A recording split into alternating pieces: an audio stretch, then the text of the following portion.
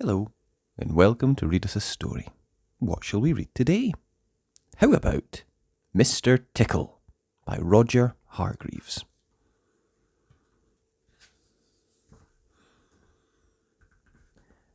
Mr. Tickle was fast asleep. He was having a dream.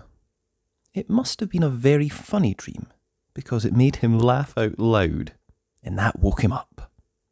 He sat up in bed, stretched his extraordinary long arms, and yawned an enormous yawn. Mr. Tickle felt hungry, so do you know what he did?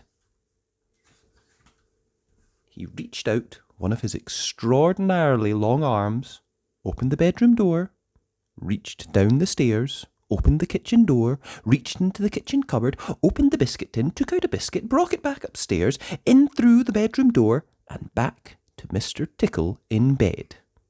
As you can see, it's very useful indeed having arms as long as Mr. Tickle's. Mr. Tickle munched his biscuit. He looked out of the window. "Today looks very much like a tickling day," he thought to himself.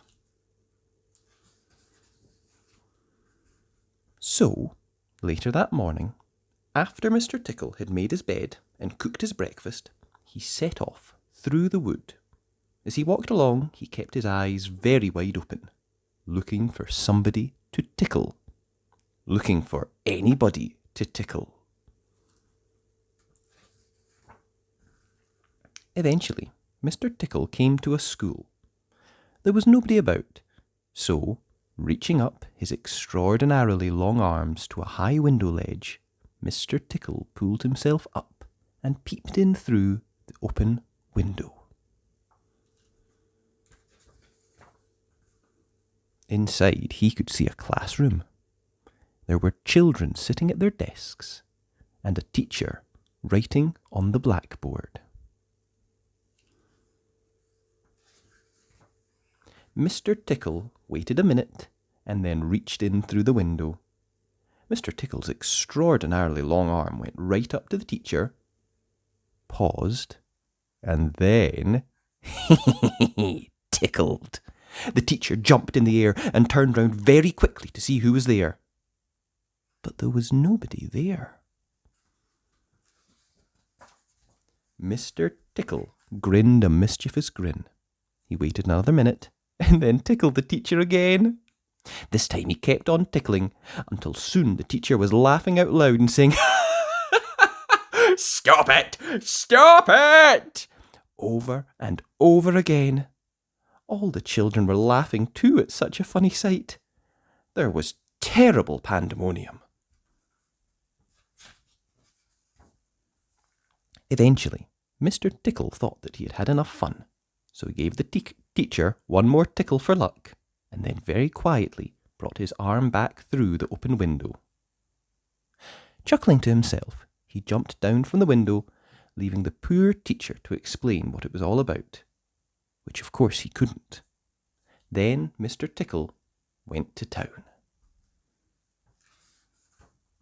And what a day Mr. Tickle had. He tickled the policeman on traffic duty at the crossroads in the middle of town. It caused an enormous traffic jam.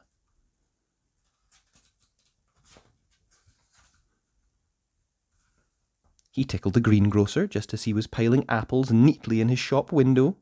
The greengrocer fell over backwards and the apples rolled all over the shop. At the railway station, the guard was about to wave his flag for the train to leave, and as he lifted his arm in the air, Mr. Tickle tickled him. And every time he tried to wave his flag, Mr. Tickle tickled him, until the train was 10 minutes late leaving the stations, and all the passengers were furious.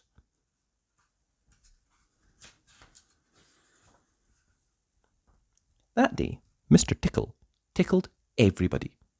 He tickled the doctor. He tickled the butcher. He even tickled old Mr. Stamp, the postman, who dropped all his letters in a puddle. Then Mr. Tickle went home, Sitting in his armchair in his small house at the other side of the wood, he laughed and laughed every time he thought about all the people he had tickled.